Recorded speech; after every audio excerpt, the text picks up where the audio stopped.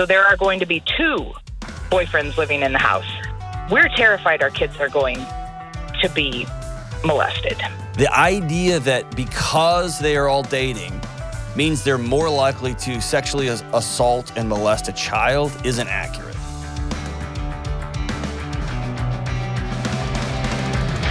Ra-da-ta-ta! What's up? This is John with the Dr. John Delony Show. So glad that you're with us. Hope the sun is shining or it's raining, whichever one you need. And hope your family's doing well. Hope you're doing well. The greatest mental health podcast that has ever existed, says my mom and my children. Don't even say that. My children don't say that. Man, I hope you're doing well. Hey, I'd love to have you on the show. We got people calling in and writing in from all over the planet. It's super rad. If you want to be on the show, give me a buzz at 1-844-693-3291. It's 1-844-693-3291. Or go to johndelony.com/ask. A-S-K. We got Joseph on the board back here today. It's good to see you, man. I keep thinking this show can't possibly get handsomer, and then Joe shows up, although he is wearing an Alabama hat. I'm not going to say anything negative about Alabama because they will ring down. Like there'll be picket lines out in the lobby. That won't go well for me. It's good to see you, man. Thank you, sir. All right, let's go to the phones. Let's go to Jordan in Houston, my hometown. Go Astros. What's up, Jordan? Hey, John, not much. How are you doing? We are partying. That's not true. I'm not partying at all, actually. I'm sitting at a desk talking to you on the phone. Hey, there's 4 awesome people from all over America out here watching, too. We have a packed studio audience here. What are you up to? Just hanging out. Been excited to talk to you. So very cool. I guess I can just kind of go ahead and kind of get going here and let you know what I'm calling about. Yeah, tell me what's up. So here's where I'm at. I kind of just want to see if you can help guide me in the right direction. In my past, I've just never been very good with friends. Okay. Friends has never been my strong point. I know exactly for me kind of where the issue started when I was young. So if that kind of helps you a little bit. Absolutely.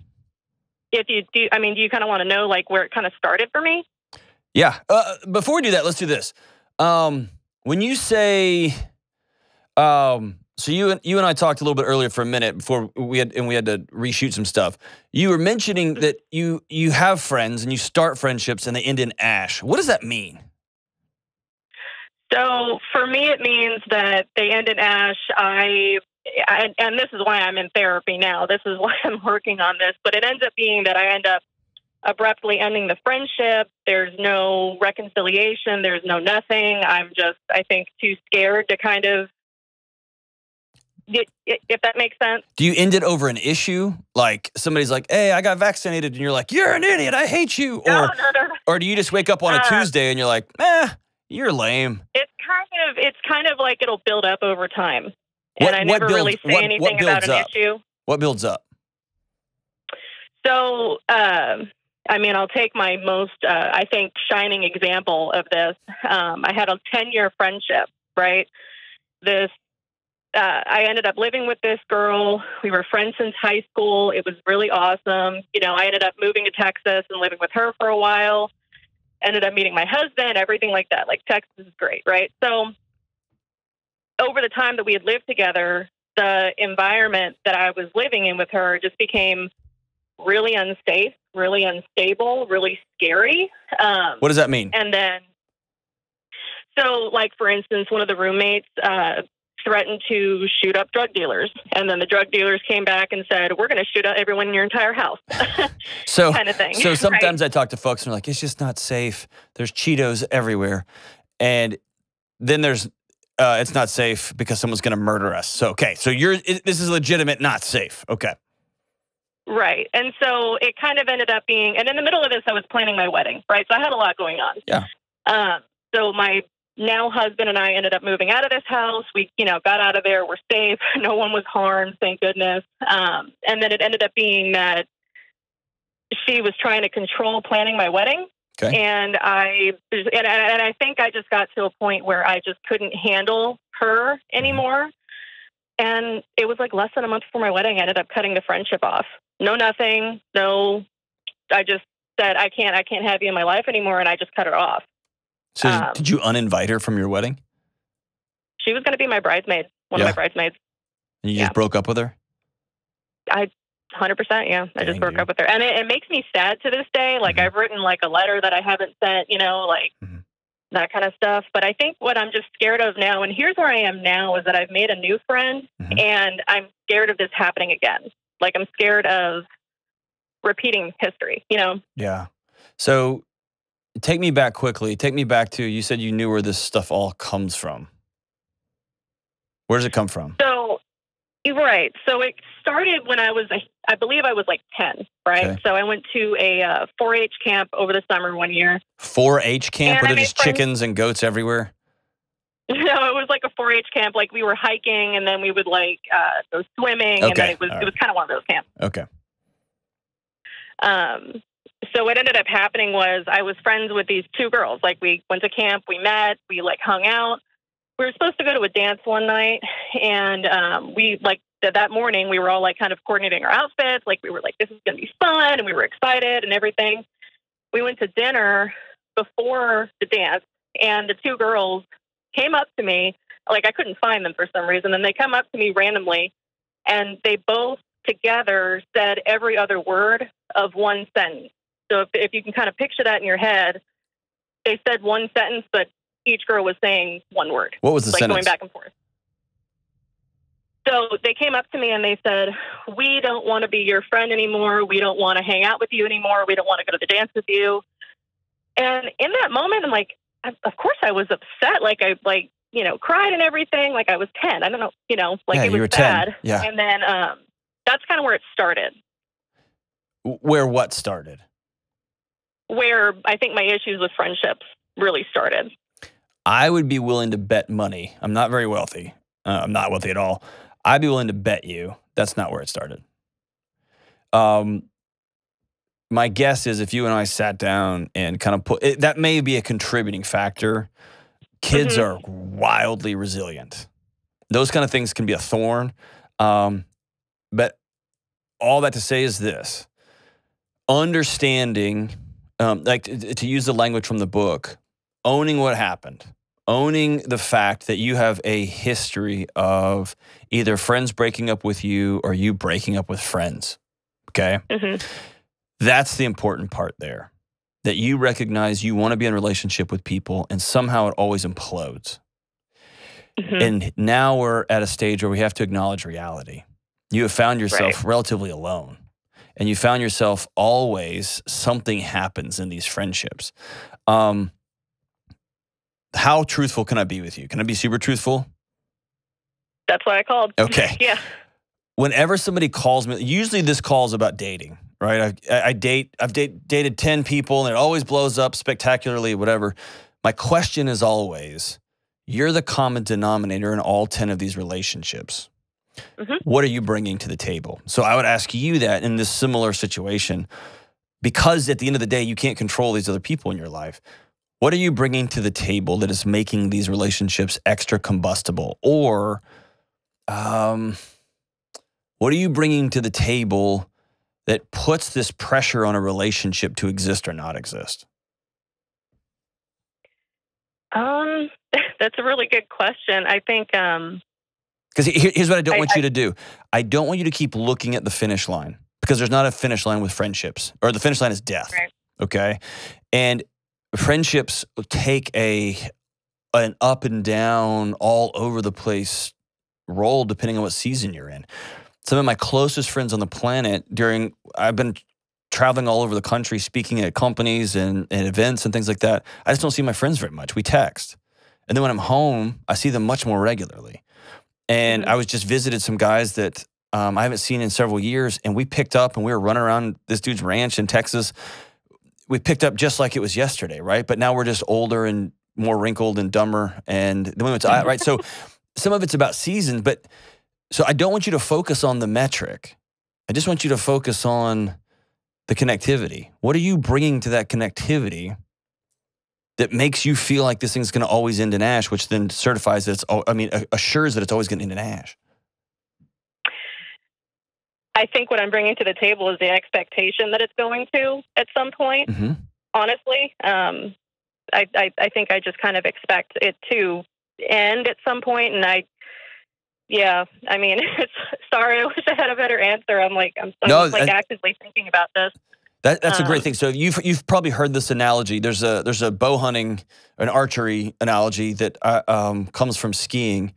When you have those downhill skiers that are running through the forest, you can't look at the trees. Because if you look at the trees, you'll hit them every time. You have to look at the space between the trees, and that's how those skiers fly through those forests. And when you're doing archery or you're bow hunting, you can't look at the limbs and try not to hit the limbs. You have to zero in on your target. And that's how right? So you go through all that stuff. If you head into new friendships, head into new relationships, and by the way, your husband is a friendship of some sort. And my guess is you've probably put this burden on him too. Looking for, I have, and when does this end? Is that true? I wish it wasn't, but I think in the back of my head, I keep thinking, okay, like he's going to leave me eventually, or something like that. I know that won't happen, or I hope it doesn't happen, but I don't. You know what I mean? Yeah. Besides those friends, who took off on you? Besides knuckleheads at a camp, who took off on you?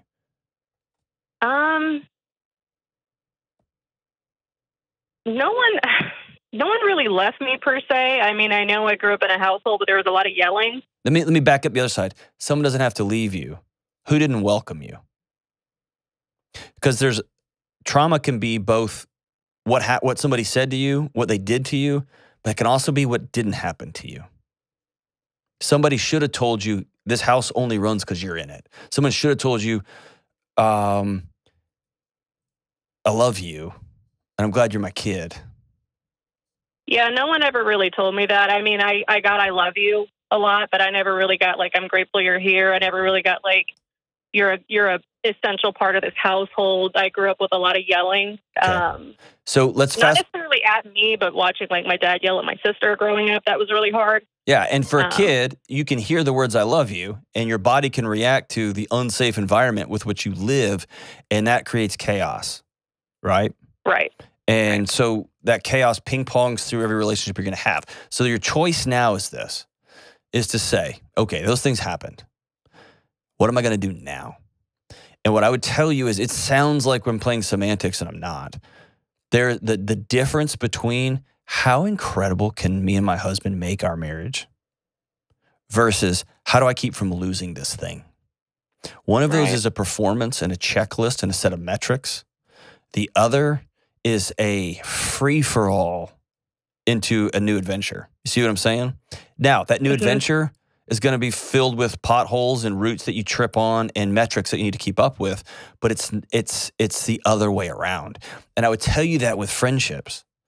Entering into a friendship with expectations that this is all going to come down someday. It's like, dude, we're just getting coffee. You know what I mean? Right. Yeah. And when a friend lets you down, which 100% of them will, and I have let my friends down, the relationship, if you go looking for when does this end, you will find confirmation of the ending everywhere. If you go into, we just ride or die. This is just who we are. There will become seasons when y'all fade out, and that's okay. And then there'll be seasons where we're just not friends anymore. Like, oh man, we haven't hung out in 3 years. That's just how life works. But there's always going to be a core group of people that you circle back to because you're intentional about it. And when they let you down, then you can have that hard conversation. Hey, you were taking over my wedding. Stop. You're my friend. And then they may say, you're a train wreck. You always playing things, and it's a mess. And we're staring. So here's the example in my wedding. You ready? I was real against, I didn't want any of my friends to have to spend any money. So I was like, we're not doing tuxes. We're not doing any of that stuff. I want y'all just to wear clothes that you already have. And so I came up with these outfits that were white shirts and short sleeve shirts because it was hot outside in Texas where I got married, and khaki pants. Everybody's got that. And a group of my buddies came, and two of them in particular, and said, hey, by the way, we've all changed what we're wearing because you have us dressed like idiots. We're not doing this. And by the way, you're going to go get a jacket too because you're not a moron. You're getting married. So here's the thing. I wasn't waiting for them to screw up so that I could announce, I knew it, my friendship's over. I said, hey, I want to do it differently. And they said, we love you enough that 20 years from now, when your kids look back at those pictures, they're going to have less respect for you because you made us dress like morons. And so we love you enough to hold you accountable to it. And I went, thank y'all. Thank you. You know what I mean? And so there's a moment when you can say, hey, you were taking over my wedding. And your friend can say, that's because it's a mess and it's going to go horribly awry, or I'm sorry, right? You see what I'm saying? Because there's not all that pressure. There's not a finish line that we're looking to get to. So here, let me say this. You said you have a new friend. Tell me about this new friend. She's awesome. We have a lot in common. We're both tattooed, so that's cool. We both have dogs. We both don't have kids yet. You know, we're both fairly young marriages, that kind of thing. We've been kind of like confiding in each other a little bit. Like we've been finding those areas in our life where it's like, me too. You know what I mean? And so that's been kind of nice to have that person in that way. So that it's been great. I mean, it's only been a couple of months, but I mean, it's been great. Do you feel the pressure you're putting on this already? I do. Like you've created a checklist for it already. So let me be like, I have tattoos. I just don't have, I have them under my clothes, right? So you can't see them. And I've got friends who are tattooed all over the place. And I've got great friends that have zero and they make fun of me. And I've got friends, does that make sense? So what I would tell you is, instead of looking for a bunch of, oh yeah, me too, oh yeah, me too, oh yeah, me too, ask yourself how your body feels in their company. Okay. Ask yourself, like, when I say something kind of vulnerable to this person, I feel safe, or I don't feel comfortable. That's a totally different question than, oh, look, we have the same shoes. Oh, look, we have the same hair. Oh, look, we have this. Like, that's a recipe for disaster, because there's going to come a point when the next election rolls around and you're like, I'm super voting for so-and-so. And she'll be like, I'm voting for this person. And you're like, there it is, the end. And you'll be like, son of a, and then it's going to be over. It's going to be a bit, don't do, if she's your friend, you can be like, oh man, I think you're an idiot. And she'll be like, no, you're the idiot. And then y'all can have the discussion and then you can have some more nachos. You see what I'm saying? Yeah, I do. So let me say this. All relationship, 100% of them, is a risk. I don't care if you're 85 and you've been married for 40 years. 40 years in one day, when you tell your husband, hey, I was hoping we could travel here. And he might say, I ain't traveling. We don't, the liberals or whatever he's going to say. You just took a risk and you got shot down. Right? You're 80 and you're running into the last years of your life and you just want to go see what San Francisco looks like. And husband, I ain't taking you that. Right? You just run into that. That's a risk. It's always a risk. Meeting new friends is always a risk. It just is. And so what I would tell you, and if nobody has ever told you this, I'm sorry. I hate that I'm the first one. You're worth being friends with. And you're going to be I promise you, Jordan, you're a weirdo. Everybody is. And somebody will be friends with your little weirdo-ness. Or they'll put up with your weirdo-ness and you'll put up with their weirdo-ness. But trying to perform and checklist your way through a series of friendships is a fool's errand. It's going to end in ash every time. So I'm kind of on a kick lately. And it started with me just changing my diet up some. And I'll talk about that in a future episode. But here's what I would challenge you on. You've done friendships this way. How old are you now? I just turned 30. Okay. 20 plus years. This is how you've done friendships. Yeah. I want to challenge you to look around your environment and acknowledge reality. This is where you've landed with basically zero and your husband. Let's commit to trying something different. Okay. Let's commit to stop looking for the ending. When you find yourself saying, he's probably just going to leave. Stop that thought. Say, no, stop. He's not leaving. He's my husband. And then be curious about, why am I saying that? What is it about my day? What's going on in my life when I start to say things like that? Is it when he's busy? Or is it when I want to sleep together and he's playing video games with his friends and is it when bills are due? Is it when I'm hungry? Is it when I'm tired? Start asking yourself, when do these negative thoughts come into my head? And stop them before they become stories. Because when they become stories, then your body responds with a cascade of chemicals. Now you're off to the races. And so let's stop them way up ahead and always know I'm worth being friends with. And this person that your friend, like, she may become your best friend of all time ever. or she just may be a great human being in this season. And then y'all will both get pregnant, and you'll be like, oh gosh, you're one of those moms? And she's going to be like, oh my gosh, she's one of those moms. And then you're going to find another gang, right? You see what I'm saying? Yeah. Take the pressure off. Here's what I'd love you to do. Go back through some people in your friendships in the past that you loved and that are quote unquote in ash. See if there's one or two or three of them. You can pick up a phone and call. And don't Facebook them. Have a human interaction, but reach out and call and say, hey, let's go get coffee. Or let's go X or Y. Let's go do something. And some of those friendships, those old friendships, the conversation needs to start with, I just need to start this conversation by saying, I'm sorry. I screwed that up. And I'm working through a lot of childhood stuff. Not an excuse. It just happened. I did it. And I was rude, and I want to start fresh. Or I just want to tell you I love you, and I'm sorry. I know we don't hang out anymore, but I miss you, and I hope you're doing well. And see what it feels like. What it feels like to go back and say the words, I'm sorry. To go back to people that you have deep roots with and say, man, we got off sideways, but this tree didn't fall all the way over. And let's hang out. And with this new friend, stop going through the checklist. Just hang out, man. Just hang out. Enjoy your life. Enjoy your life. Enjoy your husband. Y'all create something amazing together. Don't try not to break up. And I hope you can tell the difference there. We'll be right back. Y'all know there are lots of things that make me nuts, but one thing makes me more nuts than anything else. Buying a home. And my friends who refinance their homes, they tell me it makes them nuts too. I love living in a new home, but I gotta be honest, I'm no good at buying one. And that's why I'm so thankful for people like my friends at Churchill Mortgage. Churchill is a Ramsey trusted provider who we've been sending people to for over 20 years to help with home mortgages. Why?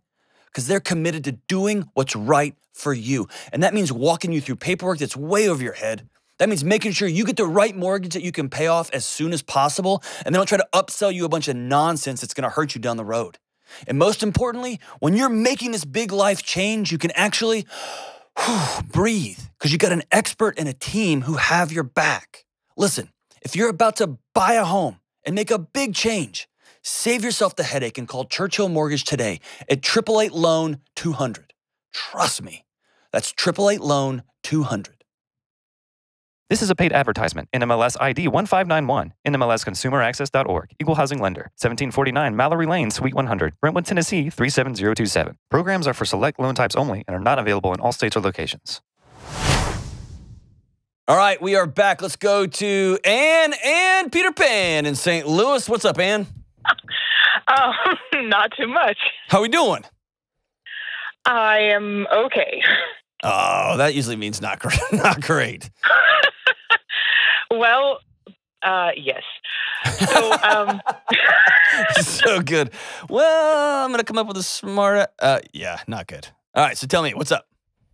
okay. I'll give you a little bit of backstory. I'll try to make it as short as possible. Cool. My husband and I have been married almost 5 years. And when we married, I say I inherited 3 kids. When his previous wife left, she walked away, not totally, but mostly. And so together we've been raising what? Excuse me, what? What does that mean? Totally, but not mostly, or mostly, but not totally? Okay, so with no warning, like he thought they were going to counseling, they were trying to work on things. She left, okay, like, and couch hopped for 2 years. So she would see the kids sometimes, like, I mean, she wasn't out of the town. She'd see them for like half an hour sometimes. You know, like so she just showed up, just in and out, like a. Yeah. Okay, all right. But there was no formal arrangement or formal agreement or anything like that. She just would show up and not show up. Well, there is, but it's never been, like, we technically have joint custody, but it's a joke. Okay, all right. Okay, so the kids were 12, 10, and 8 when we got married. Okay. And their life shifted completely. Right. Like, in a healthier, better way, but still major change. Like, we used to have TVs in our room, and Anne's very anti TVs in the room, so that disappeared. Right. And we moved and started a new school. And, you know, we go to church, and they love to go to church every Sunday, but they didn't do that before. And we used to have unlimited screen time, and we don't do that anymore. And like, just big life changes. I want to throw one out there that I want to make sure we don't blow by. Okay. Their mom left them. Oh, I know. So regardless of the sea change of we don't do entertainment like this, or it's not free reign here, there's new rules in town, there's new sheriff in town. That's all stuff. That's fine. Like their environment changed. Right. Their mama left them. Right? So when you say like their life's for the better, I would say it's super not.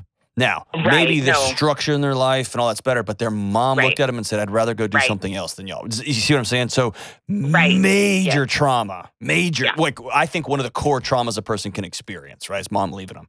So I 100% agree. And I'm going to tell you more trauma that she keeps piling on. Okay. All right. Okay. So we have had problems with our oldest from kind of the beginning. Like first it started with, I can't sleep well. Yep. You know, this is a kid that like got straight A's, very, you know, rule follower kind of kid, can't sleep. She's also probably on the spectrum, but she also got diagnosed this year with conversion disorder. And what have y'all done as parents to rally around this young woman? We've spent time together. We've talked, tried to listen, try to be like, what feelings are going on, what situations. We've gone to at least 2 counselors, maybe more. Okay. Anyway, like y'all this year, just more and more. Y'all put in the effort is what I was just getting at that. Y'all are trying. Okay. On May 1st, our oldest attempted suicide. So our kid just got out of the mental hospital not very long ago. Okay. Her mother, who they see periodically, now has a nasty but home where they can go, has had a relationship. Now, 2 years ago, she told our oldest that she was in a polyamorous relationship, which, you know, exacerbated things also. But now it was long distance. Why did that exacerbate things? Okay, so long distance polyamorous boyfriend is now moving in. Okay. So there are going to be 2 boyfriends living in the house. Okay. And I didn't mention this, but my younger daughter, she has been to the counseling also, has attachment disorder, tends to be very super friendly with men, like inappropriately friendly, because she's so desperate for attention. Okay. We're terrified our kids are going to be molested. Okay. We are not okay with our kids going to stay at this house anymore. Okay. We don't know how to talk about this in a way that, that says, hey, let me. That we don't want you to hate your mom. We want you to love your mom as best you can, but we're not okay with putting you in a dangerous situation. Yes. So I'm going to make some broad assumptions, okay? And feel free to interrupt me and tell me if I'm wrong. Okay. How long have you and your husband been married? It will be 5 years at the end of this month. Okay. All right. Yeah, I wrote that down, 5 years. So in the last 5 years, and particularly the last 3 years, the world has unspooled on all of us, particularly on y'all. Yeah. And you have had a ringside seat to a beautiful young 12-year-old who is now a struggling, beautiful 17-year-old. Yes. Oh, did I mention I also had a baby in this time? Might as well. Well, why not? Let's just make this more chaotic. Yeah. And as a parent, you're watching this happen as you're watching a slow motion car crash, and you're doing what you can, what you know to do. And at the same time, you've got another little one who was 10 at the time, who's now 15, who I don't like saying kids are desperate for attention. I like saying they are desperate for love. Right. Okay. I mean, whatever you want to say. Well, and here's what, if someone's like just desperate for attention, like I'm like, shut up, go away. If I see some kid who is desperate for connection, that's a totally different thing, right? That's somebody asking me for air or asking me for a sip of water. That's a different thing than I just want to be the center of attention, right? Right. Okay. Right. So as a parent, as somebody who feels like they're losing control of everything, it is real easy to try to gain control in as many ways as you can in all the other areas where you think you can drill down. I will tell you that it is 100% in you and your husband's right to want to know who else is in the home of the ex, or in any home where my kids happen to be, period. Right? If it's a friend's house, if it's a cousin's house, or if it's their birth mom's home and she happens to have two strange men in the house. Let's take the polyamory. Let's take the fact that they're all dating. Let's take that out. That confuses it because that rolls us into our morals or our judgments, and it makes everything more chaotic than it needs to be. Okay? Right. Let's move that over for a second. And let's just say there are two strange dudes in that house, and I got two teenage daughters. I'm not sending them into that. The idea that because they are all dating means they're more likely to sexually assault and molest a child isn't accurate. I've never read that data anywhere. And I want to be careful not to lob grenades like that, because here's why. It muddies the case for, it starts adding variables and judgments to places that don't need them. Now, I don't think it's wise. I think it's ill-advised. And I would tell anybody this with love in my heart, to have two live-in boyfriends that you're sleeping with at the same time. That's a recipe for disaster. Okay? It just is. And it's okay as parents to say, I don't want my kids getting that model as an alternative presentation of what love looks like. That's okay. But to suggest then, and they're probably molesters, that's where the whole argument, your kids are going to roll their eyes. Here's a good example. If you tell your kids, if you drink a beer, you know what happens? Cancer and death and drunk driving. Right. And then the one time they sneak a beer and they wake up the next morning and they're still alive, what they do right then that moment is they say, I wonder what else they lied to me about. And so I have to tell my kids who are 12 and 6, sex is incredible. It's awesome. And it's not for 12 and 6-year-olds. And then I tell them my values, right? So here's the back out of the polyamory thing. 100%. Y'all should be bold and feel really good about saying, I am not going to put my kids in a situation where there's revolving men in a home or two strange men. If those two men want to come meet me and my husband for lunch and we're going to talk through what this looks like, cool. But otherwise, I'm not doing that. And I'll go to court over it and I'll fight you over it. Partridge in a pear tree. We'll fill in the blank. Okay? Right. We'll have that conversation.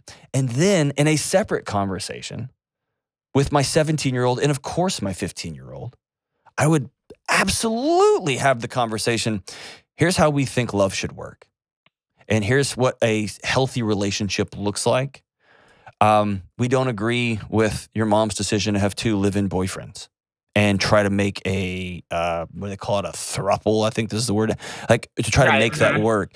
That's not something that we think is wise. And we're not going to talk bad about your mom.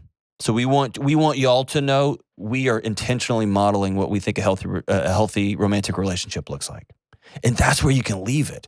Being distraught and raged out will not change the situation. Yeah. Here's what will happen though. Your kids will absorb that tension and they will think it's their fault. Because they will connect the dots that every time they go to mom's house, stepmom and dad get crazy. It must be us. And every time I come over here and go back the other way, it's a little bit quieter. Birth mom doesn't care. So it must be safer over. You see what I'm saying? And so I want to. I mean, we don't. I know you don't. I know you don't. Rage out. But, I know you don't. Yeah. No, It's that tension. We don't want them to to have all of that. Yeah. And so I think it's identifying we choose to live healthy relationships this way because, and you and your husband may have never had that conversation. You may just be like, I'm not having, my husband's not bringing in a living girlfriend with us. Y'all may have not sat down and said, hey, here's what we think a healthy relationship looks like. Are we modeling that? And that's a killer conversation to have with a 17-year-old and a 15-year-old and a 12-year-old. That's a great conversation to have. Yeah. And then tell them, hold us accountable if you don't see us doing that. Great. And now we're going to start entering into that conversation. And when their mother's situation falls apart, which 100% chance it will, and the internets are going to get mad at me for saying that, it will. The chances of them all being 92, two 92-year-old dudes and her living out their best, like riding off into the sunset together, are zero. They're just zero, right? Yeah, no, and I think he's like, he just graduated from college. So like, so we're 40 and I think he's so 25. Great. Excellent. So when this falls apart, which it will, what your kids do not need is, and I told you so. They don't need They need a picture of stability that's existed the entire time. See what I mean? And that's what you can offer them. Not the, no, man. And be real clear with mom. I'm not just going to have strange dudes coming over to the house. Not with my 15-year-old daughter and my 17-year-old daughter. It's not going to happen. And expect your daughters to put one and one together and come up with 7 and say, oh, it's because y'all hate mom and you hate us and we hate you. We've already been down that road. That's right. Mom already talked to the oldest about it. That's exactly right. Stand your ground. Hold your values. Yeah. And be a person of dignity and respect. If you feel your body getting fired up and worked up, say out loud, I need to take a minute. Like this, the idea of putting you in an unsafe situation hurts my heart, and I need to take a second, and I'll circle back to you. And now I'm modeling what frustration and healthy response that frustration looks like to my teenage daughters, which is a gift that every teenager needs. See what I'm saying? This can be, this mess of a situation, which it is, can be an extraordinary opportunity 10 years down the road. Because now y'all are playing a long game with these little ones, right? What does mom say about it? Does she say y'all are mean or crazy or abusive? What does she say? Or you're just not progressive enough? Or what does she say?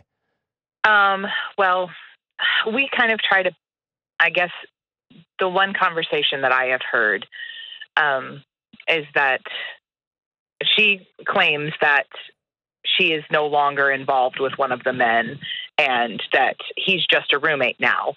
And the other one is now her boyfriend, and she's been dating him for 4 years. This is a traditional relationship.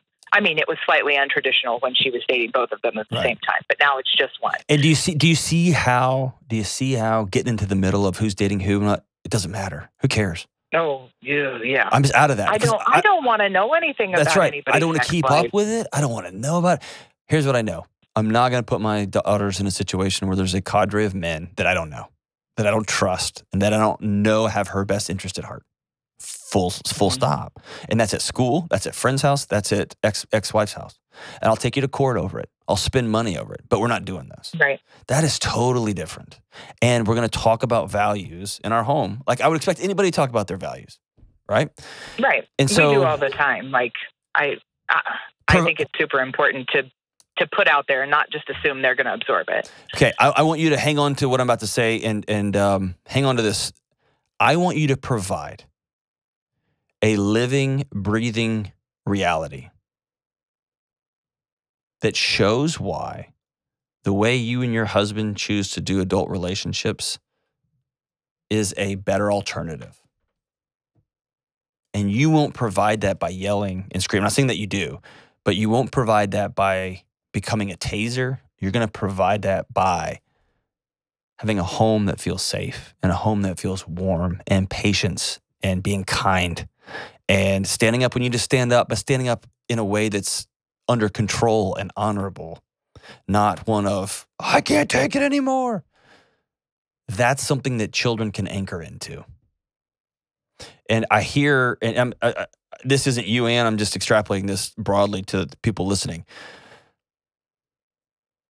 I heard this recently. I maybe even talked about it on the show. Somebody said, what if instead of yelling all the time, trying to burn down everything that we don't agree with, we just created such incredible alternatives. We built such incredible things that it rendered the other stuff obsolete.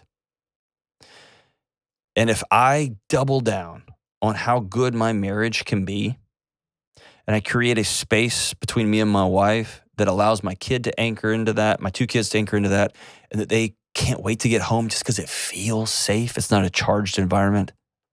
And where we listen to them and we hold them accountable. We do all that stuff together. They're going to lean into that safety. They're going to lean into that because it's peaceful, right? That's the fruit there. And so instead of worrying about, it's good, I'm going to tell you, I'm going to show you, here's what this looks like. And that's how people's hearts are going to change. And that's going to allow your kids to, and don't forget, those girls are going to be doing whatever they can for a long, long time to figure out what they did wrong that made mom leave. And the best you can do is walk alongside them and say, you're enough, you're enough, you're enough. And they're going to do any number of things to try to prove to mom that they're worth being loved. And they're going to need you in their ear. You're enough, you're enough. I love you, you're enough. We'll be right back. Hey, what's up? Delony here. I've got a word from our sponsor, BetterHelp. I'm always getting calls about burnout, what it is, what to do about it, and just how to live feeling this way. Burnout is when your body has enough and it says, I'm out, I'm done. It's that deep feeling of exhaustion after a long period of being overworked and overstressed and just fried. And most of us associate burnout with work. But burnout can happen at any area of our lives, and it can cause a lack of motivation, irritability, fatigue, or randomly crying at some random song on the radio or when somebody looks at you the wrong way. And that's why I love my friends at BetterHelp. BetterHelp Online Therapy exists to give you the chance to invest in your healing. BetterHelp is customized online therapy that offers video, phone, and even live chat sessions with you and your therapist. You never have to even see anyone on camera if you don't want to. It's more affordable than in-person therapy. Plus, you can be matched with a therapist in under 48 hours. And today, our listeners get 10% off their first month at betterhelp.com/Delony. That's BetterHelp, HELP.com/Delony. All right, we are back. Let's see here. Let's go. Actually, Let's no. Oh, hey, if y'all want to know how the show actually works, it's that. Kelly coming in going, actually, no. We decided that since we have to sit here and listen, Who's we? the collective control room. Oh, the board people? Yes. Okay. That we have to sit here and listen to this. So occasionally we should get to ask a question. We have to listen. This is fantastic. We have to listen. That we should get to ask a question if we have questions about, that fall within the topics. So Nathan has, We literally were hanging. All right, let's do it. I Let's do know, it. but Nathan Okay. has a great question that we thought was excellent and worth being on the air. All right, let's do it. What's up, Nathan? By the way, Nathan is the YouTube guru. He runs all these cameras and switches them and lights and everything. It's good to see you, man. Okay. Good to see you too. What's up? All right, so we have metrics for physical health when it comes to heart rate, calories, weight, all that stuff. How do we track when we know that we have become mentally healthy? Whew. Do you have an example of that? Have an example of that. Like, how do you know when you get there? Wherever, like you. Okay, so let me see if this is what you're asking. If you wanted to, you're a pretty buff guy, but you're like, I want to put on 25 more pounds of raw American beef muscle, right? And you went to the gym and you lifted a lot. You would have a scale and you would have a number of workouts that you did, and you would be able to say, I made this goal or I didn't make this goal. But when you and your wife are like, we want to be mentally well, we want to have good mental health. How do we know when we got there? Is that what you're asking? Yeah, so it's like if you know you're not in a good place in your mental health and you start that process of becoming mentally healthy, how do you know when you've gotten to a place where you are? Okay. All right. So I think it's important. That's a great question, man. Good call. You should have called into the show. That's great. Okay, so here's my answer to that just off the top of my head. Number one, mental health is a process. It's a state of doing. It is not a destination. You will never get to Like, I'm mentally well. Like, there's not people yelling that on rooftops. It's a process. Because the moment you think like, oh, I'm great, that's when you walk out in the parking lot and somebody texts you and says, hey, mom's got cancer. That's when you find out your friend just got in a car wreck, right? Life happens over and over and over again. So dealing with those things up and down doesn't mean you're not mentally healthy, right, or mentally well. So mental health is a process. It's a thing that you do. It's not a destination. You can never, quote unquote, get there. Here's an interesting thing. I was just talking to somebody about this the other day. So part of me unspooling back in 2008 and 2009 was I grew up, we had a lot of financial challenges growing up. My dad was just a police officer. I think we made like 22 grand a year. We didn't make a lot of money, and we struggled a lot financially growing up. So I have a built-in narrative that my body responds to, that money is a trigger across the board for me. It just always has been. 2008 and 2009, I was coming into my own as a young professional. I was over things, having to deal with budgets for the first time and personnel for the first time. And everything fell apart, right? And I just bought another house, and everything in the country fell apart. So I was listening to students come from all over the country, and their parents were having to pull them out of school, and people's home equities were falling apart. It was just a mess. And my body responded as though the apocalypse is upon us, right? And that came out as anxiety, that came out as extreme OCD, that came out as seasons of running really low and being burned out. I've always had ADHD all over. So any diagnostic you can throw at it, man, I was all over the place. The journey out of that, so now we're about to enter into a recession. Inflation's crazy. There's economic issues everywhere. I was just talking to someone the other day. After a decade of learning how to sleep, learning the importance of having friends and making that a regular priority, the importance of having a daily exercise routine, being conscious of what I eat and what I put into my head, right? Whether that's, if I just listen to Pantera 24/7, I'm going to be a little more of an angry guy, right? If I watch the news 24/7, I'm going to be raged out. It's going to spin my brain up. So the process of me getting well has just been a continuation. So the facts haven't changed. The economy's a mess, and it's about to get gnarly for a season. Here's how I know I am on a path of wellness. My body's not reacting as though it's the end of time. Does that make sense? And so when somebody says, how do I know if I'm mentally well, if I'm healthy?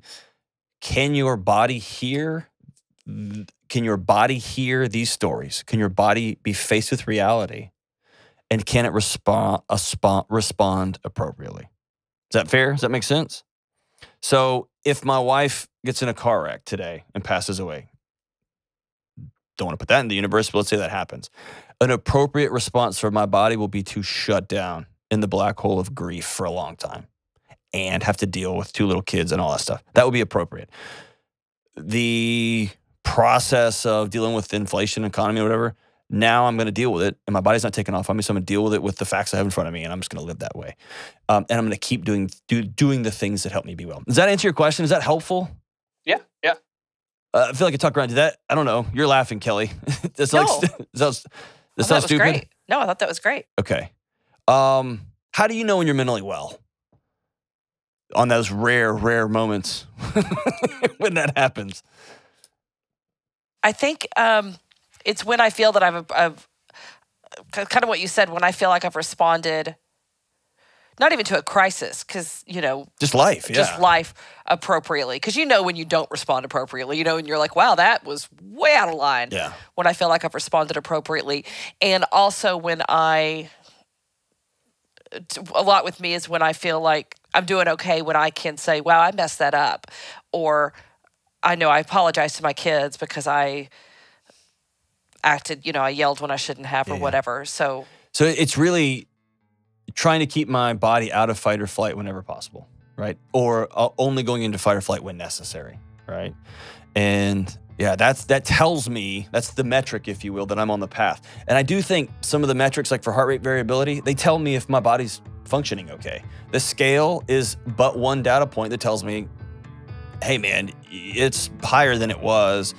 That tells me you're heading off into other paths. It's great, man. That's a good data point. That makes sense. So all these data points, they still work, but there's no end goal to quote unquote mental health. It's a daily path that we walk, right? Does that make sense? And you've got 4 kids, so good luck with that. Good luck with that. Hey, thanks for the question, man. You should call into the show. You should work on this show, man. I'm just kidding. I'm glad you're here. You give. Yeah, that's all I'll say. None of this happens without that dude. We'll be right back.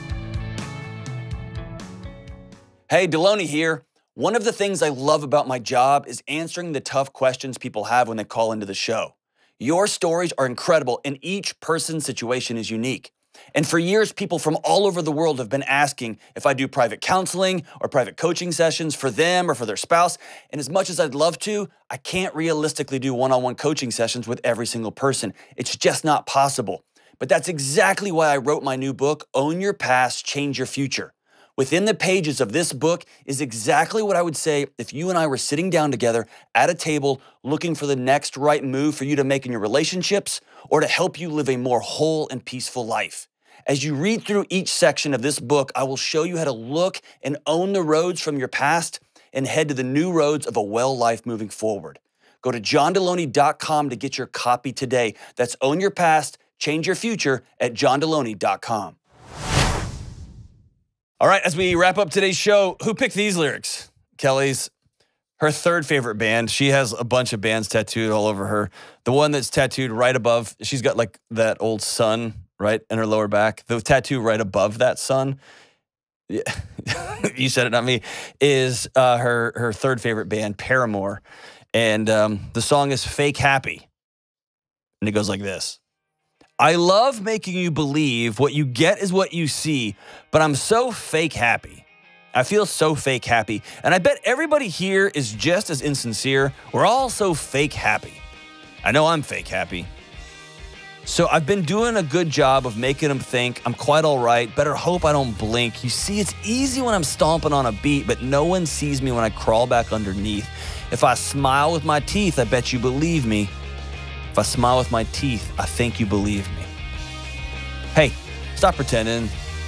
Stop playing fake happy. Call somebody. Let them know you're not all right. We'll see you soon. Coming up on the next episode. I actually do think you have the greatest mental health podcast in the world. Yes! Mom, is this you? John, go do your laundry. My husband hasn't wanted to combine our finances. When I need groceries and things for the baby, I have to kind of tell him like, oh, I need 100, I need 50, I need this or that, and just kind of little bit by little bit ask for the things that I need. Emma, do you hear that that's madness? He's intimacy avoidant with me, acts out regularly with ex-girlfriends, former affair partners. He has chosen to continue a series of destructive behaviors that are blowing up his life, and most importantly, the one woman he said was going to be his one woman.